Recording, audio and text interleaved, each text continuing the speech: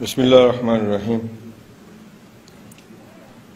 جناب اسپیکر، آپ کا شکریہ۔ اس بجٹ 2020-21 کے اوپر آپ نے مجھے اظہار خیال کا موقع دیا۔ پچھلی دفعہ جب بجٹ پیش ہوا تو بوجود میں بات نہیں کر پایا تھا۔ اب کی مرتبہ بھی بیماری ایسی تھی کہ شاید اس پہ اظہار خیال نہ ہو پاتا، لیکن اللہ نے کرم نوازی کی۔ اللہ کا لاکھ لاکھ شکر گزار ہوں، اور دعائیں کرنے والوں کا جنہوں نے دعائیں کی اور اس قابل ہوئے کہ آپ کے سامنے اظہار خیال کر سکیں۔ میں اپنے تمام کولیگ حضرات، جتنے ساتھی ہیں، جتنے بھی لوگوں نے اس حوالے سے دعائیں کی ہیں میری صحت کے حوالے سے، میں ان کا بھی بہت شکر گزار ہوں۔ بالخصوص آپ کا اور وزیر صحت کا کہ آپ میری بیماری کے دوران کافی فکر مند تھے، اور میں آپ کا بہت شکر گزار ہوں اس حوالے سے کہ آپ نے میری دیکھ بھال کے لیے پورا اہتمام کیا بیماری کے حوالے سے۔ جناب اسپیکر، یہ ہماری حکومت کا جو ہے وہ اگلے سال کے لیے بجٹ ہے، اور اس کے بعد شاید الیکشن ہے۔ اس ہاؤس میں آنے کے لیے ایک سیاسی ادارے کی ضرورت ہوتی ہے، اور وہ ادارہ جماعت ہوتی ہے، اور ہماری جماعت پاکستان مسلم لیگ نون آزاد جموں کشمیر، جس کے قائد جناب میاں محمد نواز شریف صاحب، انہوں نے جب اس کی بنیاد رکھی، اجازت دی، تو پچھلے 5 سالوں میں 2011 میں ہمیں لوگوں نے موقع دیا کہ ہم آزاد کشمیر میں بطور اپوزیشن اپنا کردار ادا کریں، اور اس کے بعد اللہ کی کرم نوازی سے اور عوام الناس کے اعتماد سے ہمیں موقع ملا کہ عوام کی خدمت کر سکیں۔ تو بنیادی جو وجہ اللہ کے کرم ہے، پھر اس کے بعد عوام الناس کا اعتماد ہے، اور پھر سیاسی ادارہ ہے، یعنی ہماری جماعت ہے، جس کی لیڈرشپ نے اپنی قیادت کے ذریعے، اپنی سوچ اور فکر کے ذریعے، اپنے مدبرانہ فیصلوں کے ذریعے آزاد کشمیر کے اندر ہمیں موقع فراہم کیا کہ ہم ان کے وین کے مطابق، ان کی سوچ اور فکر کے مطابق تحریک آزادی کشمیر کے حوالے سے بھی کام کر سکیں، اور لوگوں کی خدمت کے حوالے سے بھی اپنا فریضہ سر انجام دے سکیں۔ تو آج جتنے ہم لوگ یہاں پہ بیٹھے ہیں، ان میں کافی سے زیادہ اس میں ہمارے قائد جناب میاں محمد نواز شریف صاحب، ان کی شفقت، محبت اور قیادت کا بڑا عمل دخل ہے، جس کی وجہ سے آزاد کشمیر کے لوگوں کو ایک اچھی حکومت، قدرے اچھی حکومت، قدرے بہتر حکومت جو ہے وہ دیکھنے کا موقع ملا۔ جناب اسپیکر، مجھے زیادہ تفصیل میں نہیں جانا کیونکہ میں نے بجٹ نہیں پڑھا، اور البتہ میں نے جناب وزیر خزانہ کی تقریر جو ہے وہ لائیو سنی تھی، تو تھوڑی باتیں مجھے یاد ہیں، لیکن ان پہ مجھے بحث نہیں کرنی، کیونکہ بجٹ کے بارے میں میرا جو شروع سے ایک نقطہ نظر رہا ہے، اب بھی وہی ہے کہ بنانے والے جو ہے وہ ان کو بڑی محنت کرنی پڑتی ہے، اور پڑھنے والوں کو بھی یقیناً بہت محنت کرنی پڑتی ہے،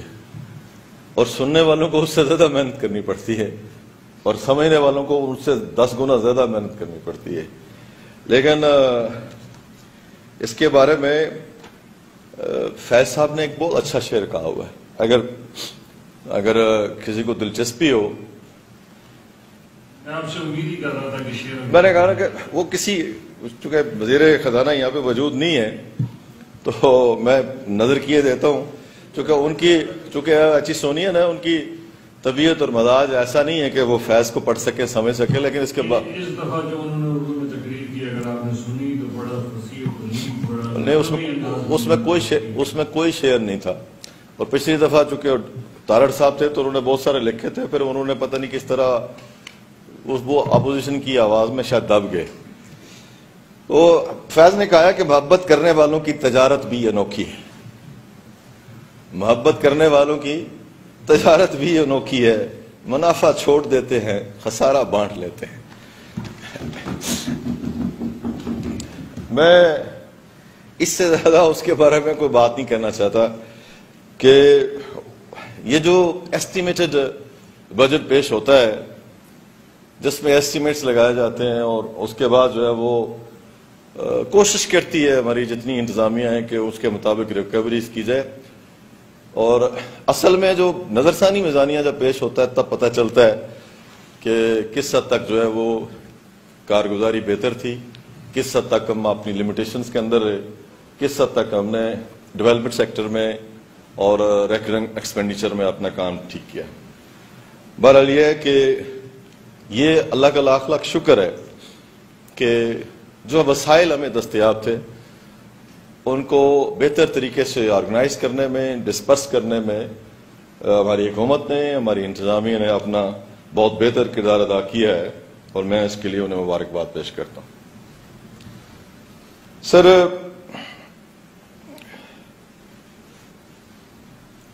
یہ ایوان جس کے بارے میں وزیر قانون بتا رہے تھے، تاریخ بتا رہے تھے، وزیر قانون بھی تاریخ کے طالب علم ہے اور قائد ایوان بھی تاریخ کے طالب علم ہے۔ ہم تو تاریخ سے سبق حاصل کرنے والوں سے میں کہ تاریخ ہمیں کیا سبق دے کے جا رہی ہے۔ جب قرارداد آزاد کشمیر پیش ہوئی تو اس کے بعد کیا آزاد کشمیر اسی قرارداد کے مطابق موجود رہا؟ سوال یہ نشان ہے۔ اس کے بعد جو وزارت امور کشمیر اپنا کردار ادا کرتی رہی اور جو حکومتیں یا پارٹیاں حکومتیں بناتی رہیں ان کا کردار مثالی رہا مشکل حالات کے اندر کہ نہیں رہا۔ 70 سے پہلے کا دور، 70 کے بعد کا دور، 1970 کے بعد کا دور، جو مشکلات آج ہم دیکھتے ہیں یہ مشکلات ہم سے پہلے جو اکابرین تھے شاید 10 گنا زیادہ تھی، اور اس دور کے اندر بنیادی جمہوریتیں ہوں یا اس کے بعد پھر صدارتی نظام ہو، پھر اس کے بعد پارلیمانی نظام ہو، اس کے لیے تمام سیاسی پارٹیوں نے اور بالخصوص مجاہد سردار محمد عبدالقیوم خان صاحب، جناب غازی ملت سردار ابراہیم خان صاحب، خورشید ملت جناب خورشید الحسن خورشید صاحب،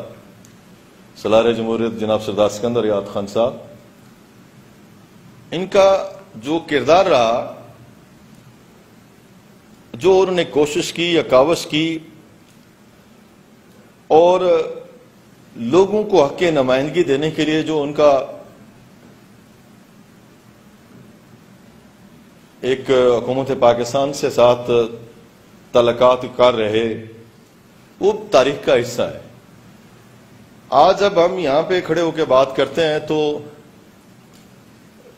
آج کے دور کی جو مشکلات ہیں وہ ہمیں نظر آتی ہیں۔ اس دور میں کیا مشکلات تھیں،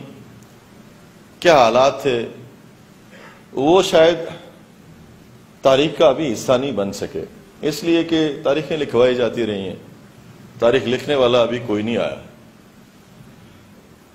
کوئی لکھے گا تو پھر پتہ چلے گا کہ کس حد تک کوئی بات جو ہے وہ درست تھی یا نہیں تھی۔ لیکن میں ان سارے جو ہمارے اکابرین تھے اور ان کے ساتھ اور جتنے ان کے ساتھی تھے، جو ان کے دست و بازو تھے، ان سب کو جو ہے وہ خراج عقیدت پیش کرتا ہوں اور خراج تحسین پیش کرتا ہوں کہ جو کچھ آج ہم دیکھتے ہیں وہ پتہ نہیں کیا کچھ دیکھتے تھے۔ آج تو بہت زیادہ ماحول جو ہے وہ اوپن ہے، لیکن ان حالات میں کام کرنا، محنت کرنا، کوشش کرنا، سیاسی ادارے یعنی جماعتوں کو آرگنائز کرنا بہت مشکل کام تھا۔ اب تو سیاسی ادارے ان کا وجود جو ہے وہ آہستہ آہستہ مفقود ہوتا جا رہا ہے۔ اب شخصی ادارے ہیں، شخصی ادارے کتنا ڈیلیور کر سکتے ہیں، کتنا ڈیلیور نہیں کر سکتے، یہ آنے والے وقت میں پتہ چلے گا۔ لیکن بنیادی بات یہی ہے کہ وہ ہمارے جو بزرگ تھے، جو ہمارے قائد تھے، جو ہمارے رہنما تھے، جنہوں نے نظریہ دیا، فکر دی، سوچ دی، منزل کا تعین کیا، قرارداد علاقہ پاکستان کے حوالے سے اور پاکستان کے ساتھ اپنا رشتہ جوڑنے کے حوالے سے، وہ کل بھی سچے تھے، وہ آج بھی سچے ہیں، اور ہماری یہاں پہ موجودگی اس بات کی دلیل ہے کہ اس سچائی کے ساتھ، یعنی پاکستان کے ساتھ ہماری محبت جو ہے، ہمارا جو تعلق ہے، وہ اللہ کے فضل و کرم سے قائم و دائم ہے، اور اس میں کمی بیشی کسی سطح پہ نہیں ہو سکی۔ کسی کی کوتاہی ہے، کسی کی غلطی ہے، کسی کی کمزوری ہے، کسی کی بزدلی ہے، کسی کی نالائکی ہے، وہ ان کی اپنی سطح کی حد تک ہے، لیکن پاکستان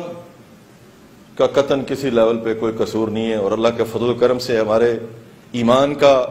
سیاسی ایمان کا حصہ ہے پاکستان، اور اس کے اوپر آج بھی ہم اللہ کے فضل سے قائم و دائم ہیں۔ نہیں ہے، بعض لوگ ریگریٹس کا اظہار بھی کرتے ہیں، لیکن میرے جیسا جو سیاسی کارکن ہے، اس کے لیے جس کے آباء و اجداد نے، آپ جیسے سیاسی کارکن، باقی سیاسی کارکن، ہمارے تو کوئی والدین شاید اتنے بڑے سیاسی پس منظر کے مالک نہیں تھے۔ یہاں پہ اسمبلی میں قائد ایوان ہمیشہ ذکر کرتے ہیں کہ فلاں فلاں کا ہے، فلاں فلاں کا ہے، فلاں فلاں کا ہے، لیکن سبھی لوگ جو ہے وہ پاکستان کے ساتھ محبت کرنے والے ہیں، اور پاکستان کو اپنی منزل قرار دینے والے ہیں، اور پاکستان کے ساتھ اپنی نسبت رکھنے والے ہیں۔ اس کے لیے کسی سرٹیفکیٹ کی ضرورت نہیں ہے، اور سرٹیفکیٹ جو ہے وہ آزاد کشمیر کے عوام نے ان جماعتوں کو وقتاً فوقتاً کامیاب کر کے دیا ہے آزاد کشمیر کے اندر، تب یہ عوام کی حق نمائندگی جو ہے وہ ادا کر رہے ہیں، اور یہ اللہ کا بڑا کرم ہے۔ جناب والا،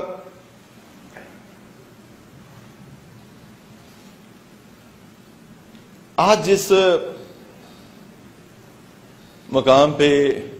یہ حکومت، یہ لیجسلیچر، یہ عدلیہ، دیگر ڈپارٹمنٹس کھڑے ہیں،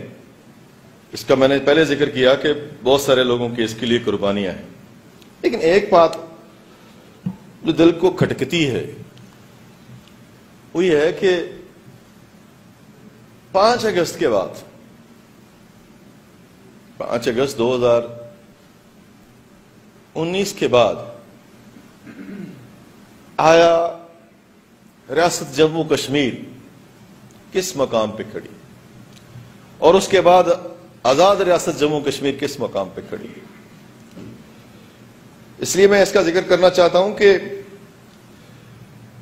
یہ جو حکومت بنانے کا اولین مقصد تھا، جس کا ہم ذکر سنتے ہیں، کرتے ہیں، تحریک آزادی کشمیر اور پوری ریاست کو آزاد کروا کے پاکستان کا حصہ بنانا، جو اپنے آباء و اجداد سے ہم سنتے آئے، پھر کتابوں میں پڑھتے آئے، اب ہم کہاں پہ کھڑے ہیں؟ اس کا کوئی نہ کوئی تو بیٹھ کے ہمیں احساس کرنا چاہیے تھا، بیٹھنا چاہیے تھا، بات کرنی چاہیے تھی۔ وہ سنجیدگی، وہ محنت، وہ کوشش، وہ ہمت اس طرح نظر نہیں آئی۔ اس بات سے کوئی فرق نہیں پڑتا کہ قانون سازی ان ٹائم ہوئی یا نہیں ہوئی، اس بات سے کوئی فرق نہیں پڑتا ڈیولپمنٹ ان ٹائم ہو سکی یا نہیں ہو سکی، کوئی ادارے ان ٹائم بن سکے یا نہیں بن سکے، یا اس اسمبلی نے کون سی اچھی قرارداد پیش کی یا کون سی قرارداد ابھی تک پیش نہیں کر سکی۔ لیکن یہ جو اولین مقصد تھا، اس حوالے سے جو سیاسی ادارے یعنی سیاسی جماعتیں اور جو حکومتیں ہیں، ان کا جو کردار ہونا چاہیے تھا وہ ادا نہیں ہوا، اور پھر اس حوالے سے کوئی مربوط حکمت عملی جو ہے وہ طے نہیں ہو پائی۔ میں رشید ترابی صاحب سے ذکر کرتا رہا، قائد ایوان صاحب سے بھی ذکر کرتا رہا، ایک آدھ دفعہ سردار عتیق صاحب سے بھی بات ہوئی کہ اب جو سفر ہے یہ کس سمت ہے؟ آیا صرف آزاد کشمیر نے اکیلے سارا وزن اٹھانا ہے، ہم اٹھا سکتے ہیں، یا اس کے علاوہ کوئی اور آپ کے پاس آپشن موجود ہے؟ قوموں کی زندگی میں اس طرح کی مشکلات آتی ہیں۔ علماء نے اسی لیے کہا تھا کہ آئین نو سے ڈرنا، طرز کہن پہ اڑنا، منزل یہی کٹھن ہے قوموں کی زندگی میں۔ اس طرح کی جو سوچ اور فکر ہے اس کو آگے بڑھانے کی ضرورت تھی۔ اب تو حالت یہ ہے سر، کہیں نہیں ہے، کہیں بھی نہیں لہو کا سراغ، کہیں نہیں ہے، کہیں بھی نہیں لہو کا سراغ، نہ دست و ناخن قاتل، نہ آستین پہ نشاں، نہ سرخی لب خنجر، نہ رنگ نو کے سنا، نہ خاک پر کوئی دبا، نہ بام پر کوئی داغ، نہ مدعی نہ شہادت، حساب پاک ہوا، یہ خون خاک نشینہ تھا، رزق خاک ہوا۔ اس کو آگے لے جانے کے لیے اس ایوان کی کیا ذمہ داری ہے؟ اس ایوان سے باہر بیٹھے ہوئے لوگوں کی، افراد کی، جماعتوں کی کیا ذمہ داری؟ اس بارے میں جناب والا صرف اسی بات کے اوپر نہ بندہ یہ خیال کر لے کہ جناب یہ سب کچھ جو ہے وہ ہو جائے گا اور چل جائے گا سارا نظام، یہ بڑا مشکل ہے، یہ اتنا آسان نہیں ہے۔ اور اس کو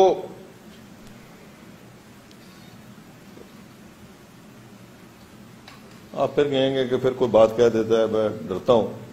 آپ سے زیادہ آج کل ڈرتا ہوں، اتنا قائد ایوان سے نہیں ڈرتا اتنا آپ سے ڈرتا ہوں۔ دلوں کی الجھنیں بڑھتی رہیں گی،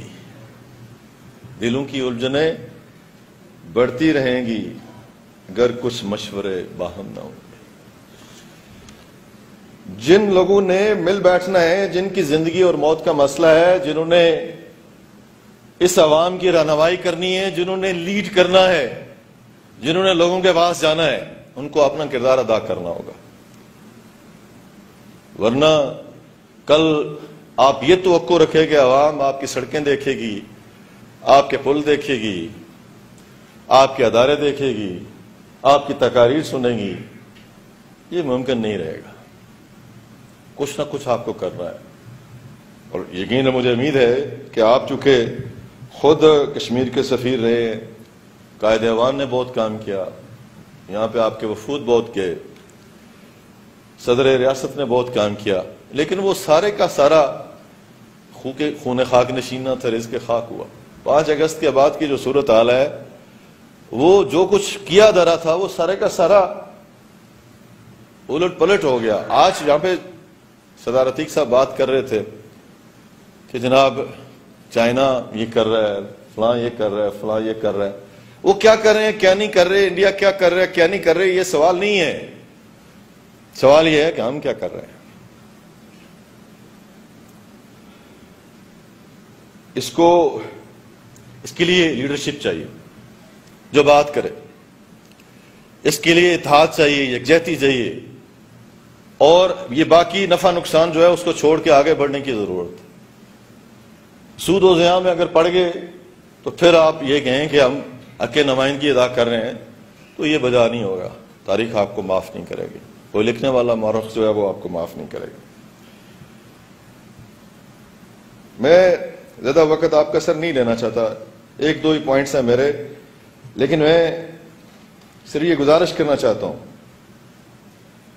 کہ پاکستان جن مشکلات کا شکار ہے، اندرونی طور پہ اور بیرونی طور پہ، کہتے ہیں جس ملک کی معیشت تباہ ہو جائے اس ملک کو کوئی سلامت نہیں رکھ سکتا، اور آپ نے دیکھا کہ رشیا کیسے جو ہے وہ بکھرا۔ سیاست اور معیشت کا بڑا گہرا تعلق ہے،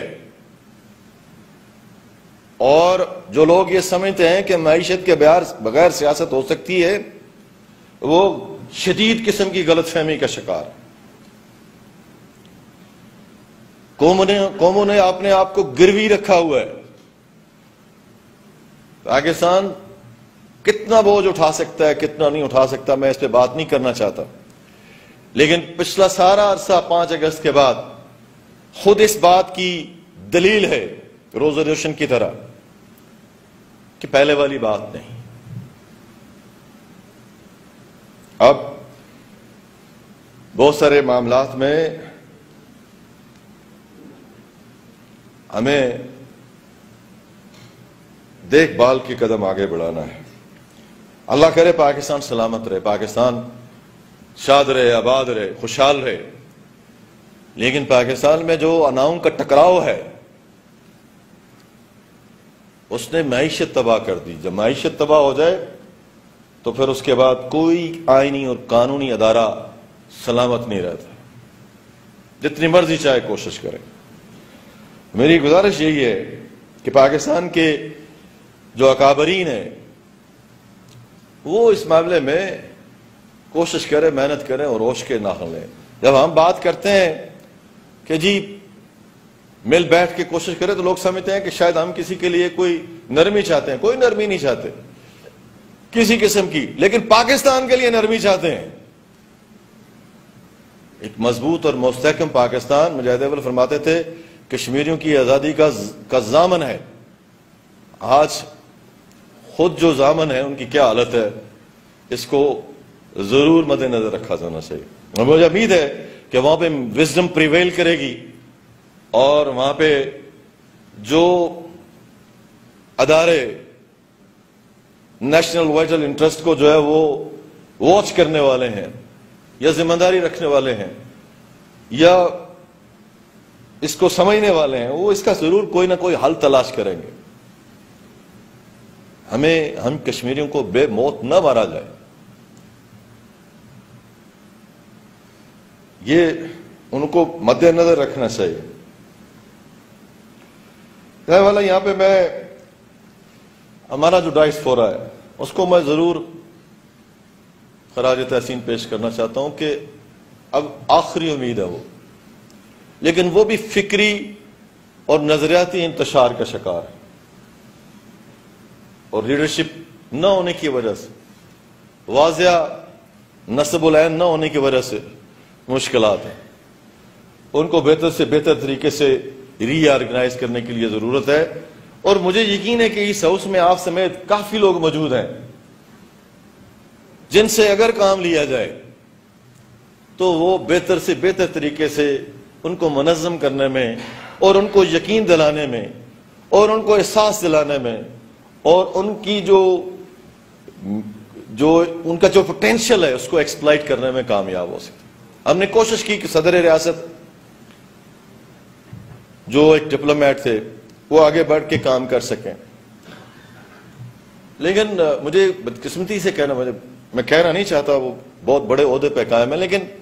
ہم لکیر کے فقیر بن کے معاملات کو آگے نہیں چلا سکے. ہمیں انیشیٹوز کی ضرورت ہے. انیشیٹو نہ ہو اور ہم معاملات کو صرف ایک ہی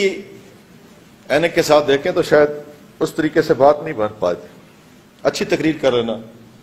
اچھے اشعار پڑھ لینا، بہت اچھی ایسی انگلش بولنا جس کے لیے ہمیں آج کل گوگل میں جا کے الفاظ تلاش کرنے پڑے، یہ بہت اچھی بات ہے. لیکن result oriented movement and activity یہ جنریٹ کرنا یہ آسان بات نہیں ہے. ہم پھر دوڑ پیچھے کی طرف گردش ایام تو ہمارے سارے سیاسی تجربے جناب والا اس حوالے سے ناکام ہوئے اور اس کا کوئی ریاست کے مکینوں کو فائدہ نہیں پہنچ سکا.